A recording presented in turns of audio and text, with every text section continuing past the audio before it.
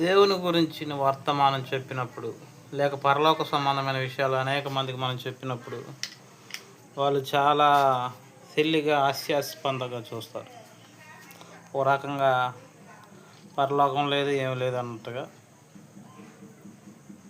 వాళ్ళు అనుకుంటూ ఉంటారు. కానీ వాస్తవంగా పరలోకం అనేది ఉంది. ఈ భూమి మీద మనం జీవించే జీవితం తర్వాత నిజమైన జీవితం అనేది పరలోకంలో మనకు ఉందని లేఖనం చెబుతుంది, బైబిల్ చెబుతుంది. సత్యవేద గ్రంథమైన బైబిల్ని మనం నమ్ముదామా, లేదంటే అజ్ఞానులైన మనుషులను నమ్ముదామా? ఎందుకంటే యేసుక్రీస్తు ప్రభువారు పరలోకం వెళ్ళి, ఆయన చనిపోయి తిరిగి లేచి పరలోకం వెళ్ళి 40 దినాలు అందరికీ అగుపడుచు కనపడే ఒక నిరీక్షణ అనేది మనకు కలిగజేశాడు.